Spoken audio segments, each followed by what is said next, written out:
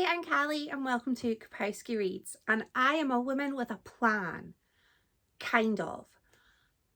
I've kind of got a theme. I have been trying to get my way through some more of my physical unread stash, and I realised I have some books that kind of have a little bit of a theme going on, and I thought, let's theme this vlog. Let's read books that all kind of are related to ballet, and not in a sort of cheery way. These are kind of a mixture of horrors and thrillers.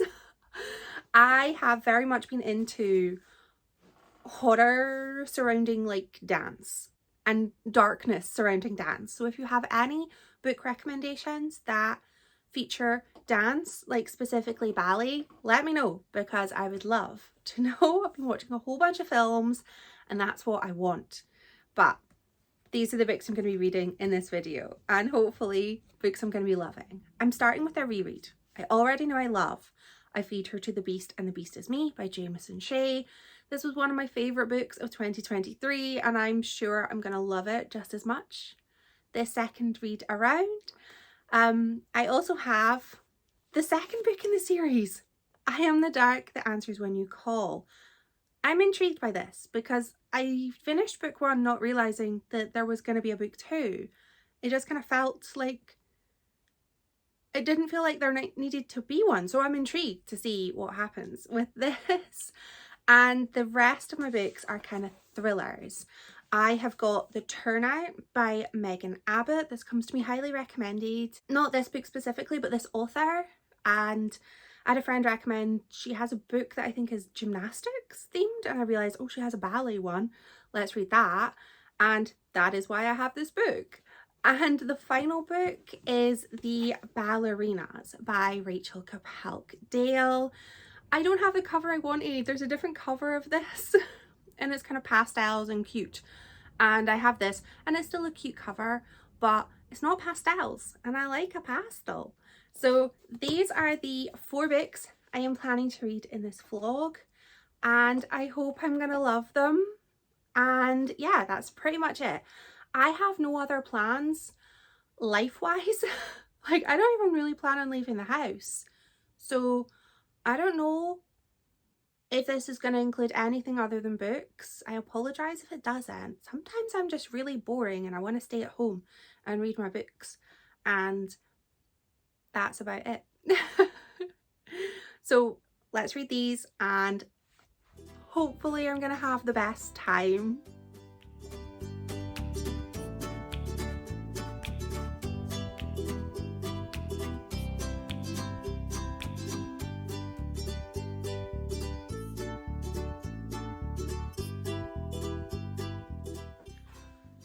Reading update time. I have actually finished the first 2 books that I plan to read in this video, so I'm delighted. I'm also kind of wearing my top as if it is the mid-2000s and we're rocking our comfort camisole, because why not?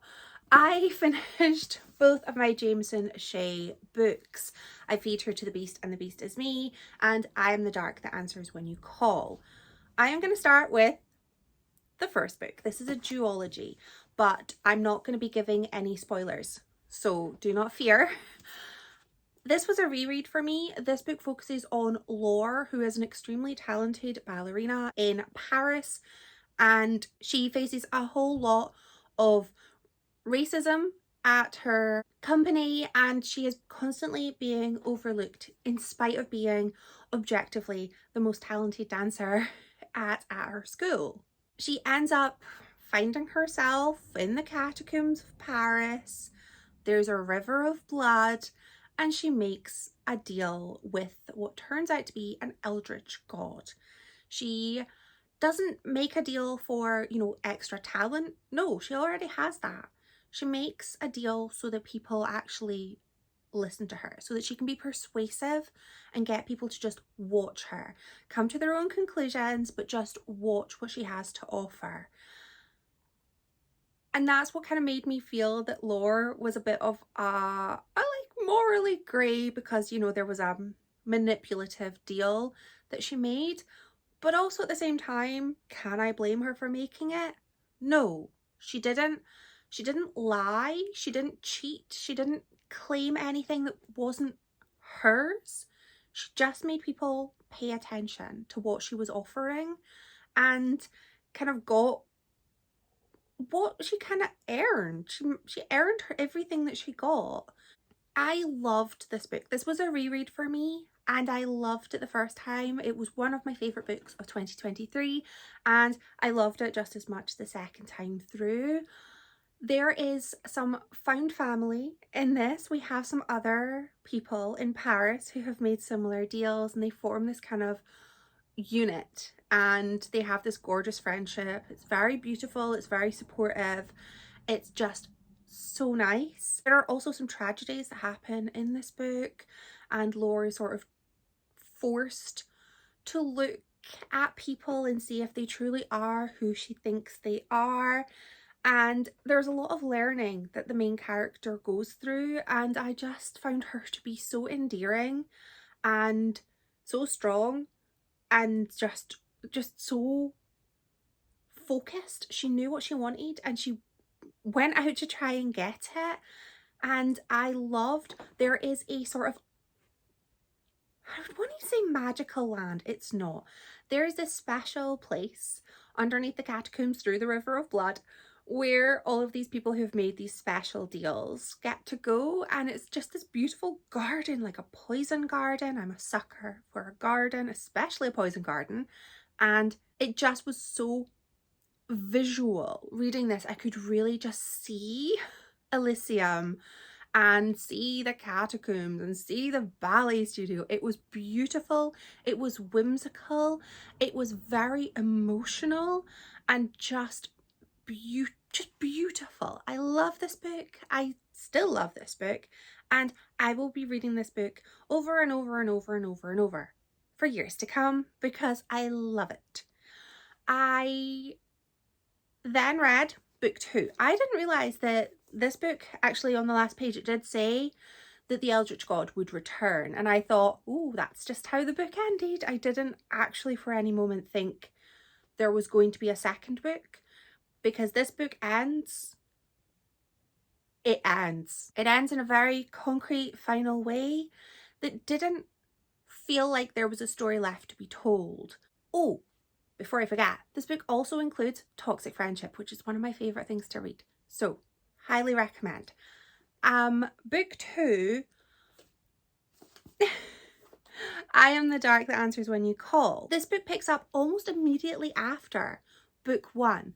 So, we had a big final event in book 1, no spoilers, but that's not overly relevant to any of this book. I would say there's an argument for you being able to read this book without having read book 1 and you'd be fine. I think you would be fine. You wouldn't love the characters. I think that that's the only thing, because the characters in this book, I don't feel they came across anywhere near as lovable as they did in book 1. In fact, I was reading this going, oh, don't know if I actually like the characters anymore. There were some choices that were made that just made no sense. This book, in the blurb, it says that somebody is mobilizing an army of monsters and they're doing terrible crimes, and that she has to sort of look at the darkness that is within herself and, you know, try and save the day. And I suppose that kind of is what the book was about, but not really. It just felt like we have a whole bunch of other people who have made similar deals and they're being idiots with their deals. And I didn't like this book. I didn't like it at all. I felt that the characters that I had gotten to love in book 1 went through a huge change, and they did. But they completely changed their personalities. And I felt that the actions of Lore didn't feel like the actions of the Lore that we had come to know and love in book 1. She made some very stupid decisions. And I suppose some of that you could be like, you know, she's been through a lot, and she had, but it didn't make sense. none of this made sense.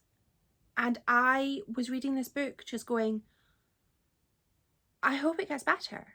I hope it gets better. Because I found that I just didn't like it. I didn't love this book. I didn't like it. I didn't feel it needed to exist. I always feel that if you have a sequel, I think that it needs to build upon the previous books. There needs to be maybe something left open that you can progress. But I feel that this book could have been totally different characters and still had the same vibe. I felt like it could have been same literary universe as I Feed Her to the Beast and the Beast is Me, because it's not out with the realm of possibilities that Paris is quite large. Many other people could have made deals. It didn't need to be the same characters, and it felt almost like this is going to be really specific, but I read ages ago, there was a book that came out called Marple, and it was multiple authors of note, very talented authors, writing short stories about Miss Marple. And that's what this book felt like. Talented writing, but it felt like writing about somebody else's character. It didn't feel like there was the love of a character of the original story, and it just didn't work for me. So, oh, I didn't love it. And I feel that it's so weird because I just loved book one so much. But I've actually come to the conclusion that I'm keeping this book 100%. I love it. I'm going to unhaul this and I'm going to view this as a standalone. And I think that's probably how I would recommend it. I mean, obviously for completion's sake, if you want to read it, but I love this. Read this twice instead of reading this. That sounds so bad. Not for me. Oh, I am actually, these are the only two kind of horrors that I have in this vlog. I'm going to be moving on to my thrillers next, and I'm going to be going with The Turnout by, my hair's driving me mad. I really shouldn't have my hair down because it annoys me. I'm going with The Turnout by Megan Abbott, which is about two sisters who run a ballet school, and a mysterious stranger shows up and just chaos ensues. Sounds like it's going to be good. Yeah, let's go. Let's read this, and hopefully I will turn this around and we'll have a book that I really like next. But either way, I've had a book I love. What a way to start a video.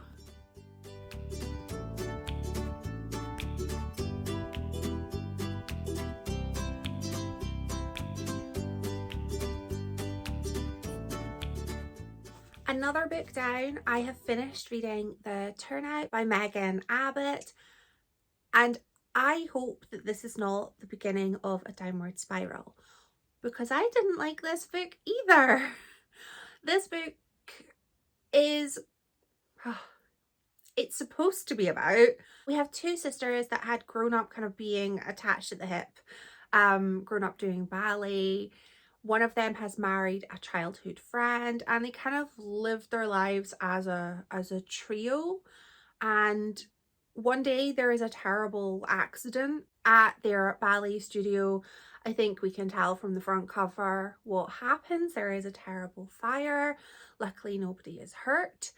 And we then have the introduction of Derek, the construction worker, who has been tasked with repairing the damage to their ballet studio. While this is happening, the sisters and their husband, we've got Dara, Marie and Charlie, who is married to Dara, they are trying to get everything ready for the Nutcracker, which is like the biggest event of their calendar. And all of these unfortunate events keep happening in the studio.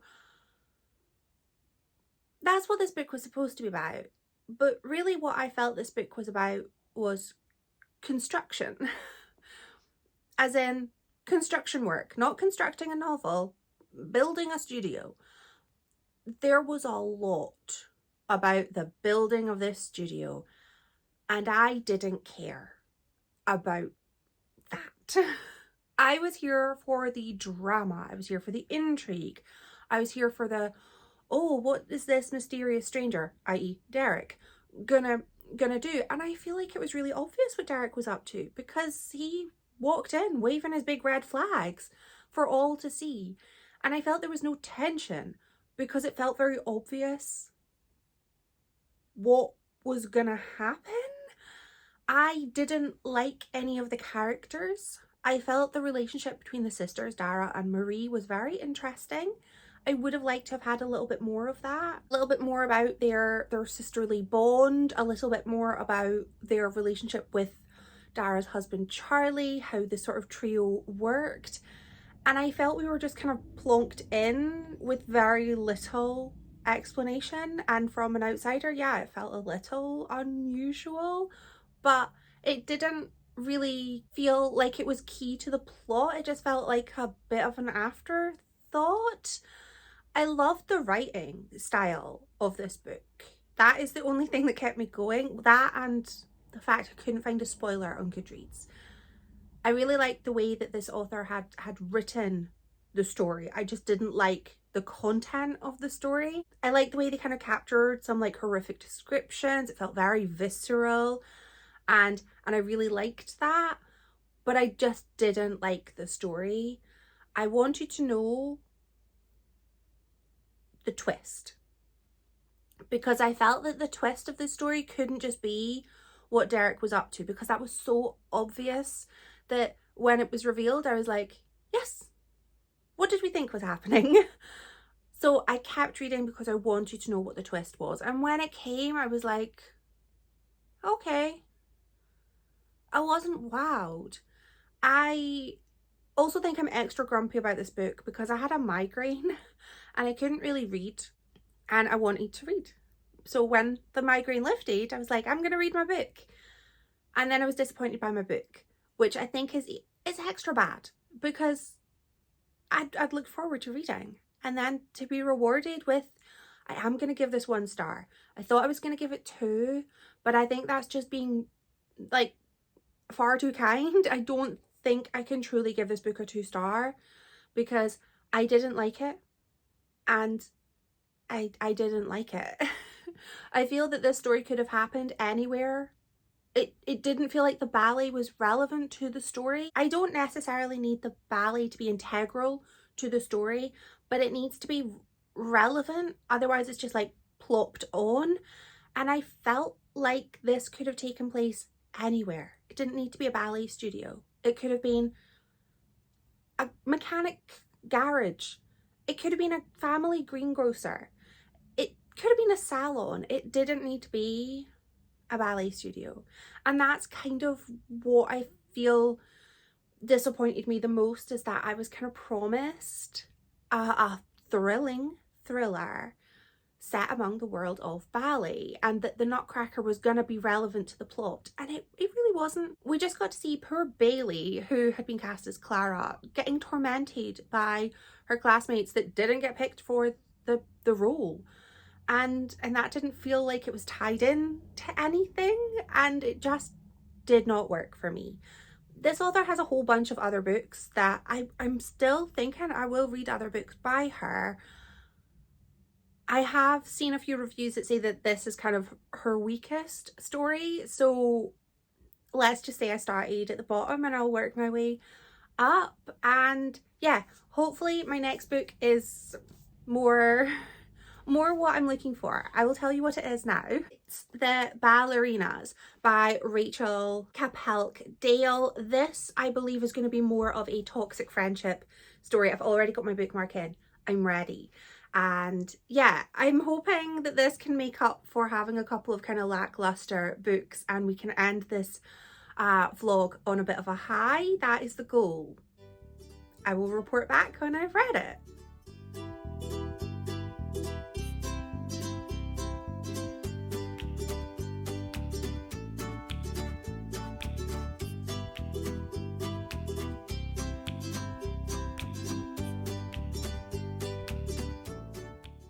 I have now finished my last book for this video, but before I rave about it, because I will be raving, I went to Waterstones and I have a little sort of book haul. So I wanted to share with you my newest books. I wasn't planning to buy books, as is always the plan, and I went in to have a look. Again, I went in hoping I could get the rest of the Gilded Wolves series, but I know that my local bookshop doesn't have them. I know I have to order them, and yet I still go in and hope maybe they'll have them, and they don't because I haven't ordered them. So instead I came out with 5 other books. I regret nothing. First up, I could not resist getting one of the new Penguin archive books. It's itty bitty.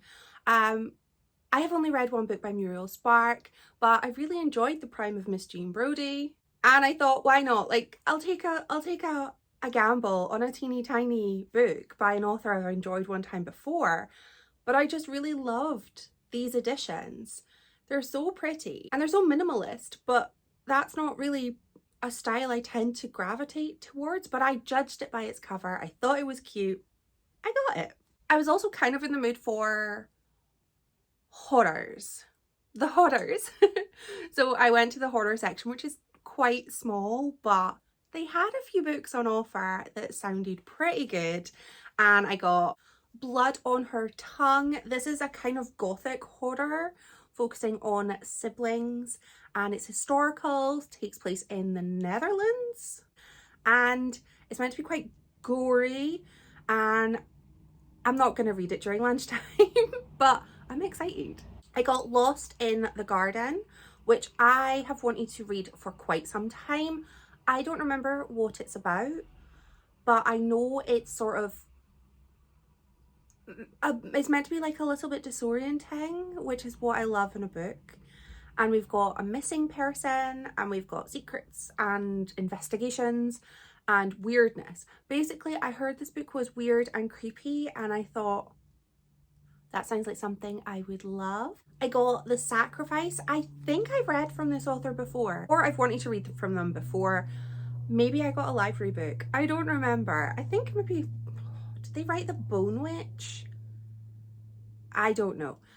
This is about sort of cursed film set. There's a film being recorded at a location which is kind of cursed a little bit, and I'm excited. This is again going to be a little bit creepy, but I think this is less creepy than the other books that I got, but I do not know. And the last book was a non-fiction, because I have been getting really into non-fiction. And I got Feeding the Monster. This is basically just about why people enjoy horror. And as somebody who enjoys horror, I am intrigued. I know I like it, and it would be nice to sort of be more knowledgeable about the sort of facts behind that. Maybe there's been some research, I don't know, but I'm excited. This is nothing to do with anything, but historically I have a great time with non-fiction that has a pink cover. I don't know if there's a reason for that, or if it's just coinkydink. So these are my 5 new books that I'm so excited to read. I might not even put these away. I might just put these on my priority pile, mainly because I have nowhere to put them. I shouldn't have bought books, but I did. And now on to a book that I am going to have to find space for on my shelf, The Ballerinas. I love this book. I loved it.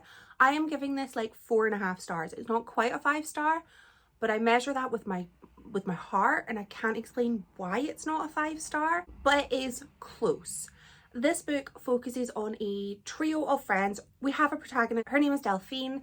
She is a ballerina in Paris. We follow her and her 2 childhood friends, Lindsay and Margot. They are all ballerinas at the Paris Opera, and we follow them from just young teenagers in the 90s right up until the late 2010s, when they are in their mid-30s. Delphine left Paris in her 20s to go to Russia to become a choreographer. She went for love and found a love in choreography. And she's returned back to Paris and kind of almost feels like she can just return to her old life, as if nobody has changed in the over 10 years since she has left. And she kind of learns things happen. Things happen, people change, people grow, and her friends are not the people that she left behind because time.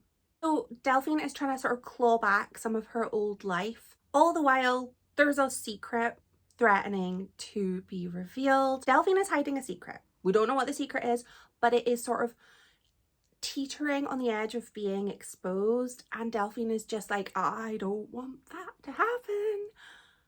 I love this book.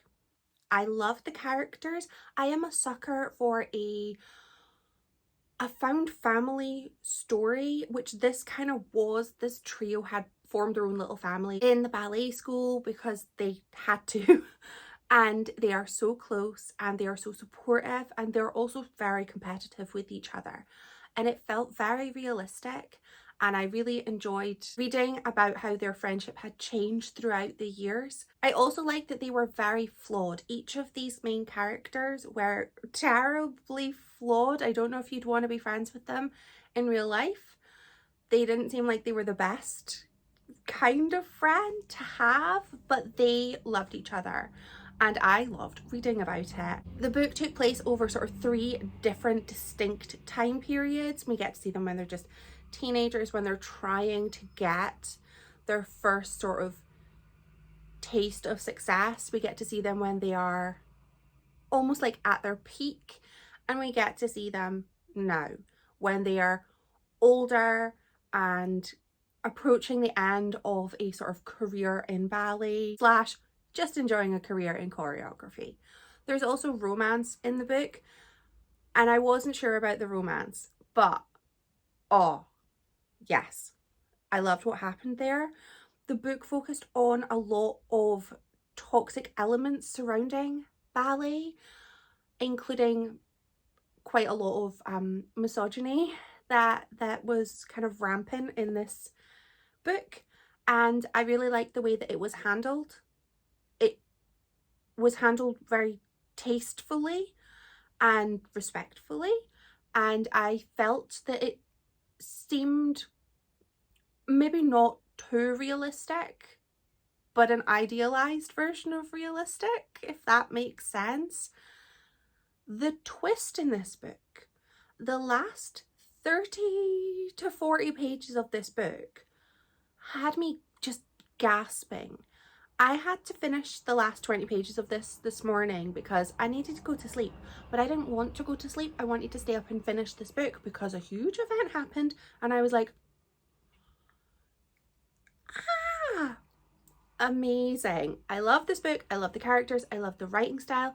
I love the sort of dreamlike world of the inner workings of the Paris Opera Ballet. I loved the family. I loved the relationships. There was an older lady called Stella. She was the neighbor of Delphine. She had been her neighbor like Delphine's entire life in Paris, and I love her. I absolutely loved Stella. She was a sort of bug enthusiast, like for work, a scientist. She traveled the world researching insects, and she was just so interesting and charismatic, and just I loved her. And I'm always a sucker when a book has this older, wiser character who doesn't even need to be a member of the family but feels like they're an integral member of the family, which for me was Stella, who was a side character, but I loved her with my full chest. This was basically at its core a story about friendship, female rage, and the way that we change through our lives. And you know, can you always find your way back home? And sometimes things change, and it's okay that things change. And sometimes you can't get back what you once had, but you can get something different, something new. And I thought it was a just truly fantastic read. So I have actually finished 4 books in this video, which was my goal, and I'm delighted that I have. I was really worried when I finished my 2 books in the middle because I didn't enjoy them, but I had 2 books that I loved, 2 books that I'm going to just pretend I never read, and that's a win. It has to be a win. I would love to know what you've been reading, and if you are like me and just a sucker for a book that features ballet in Paris, let me know in the comments. Thank you so much for watching. Bye!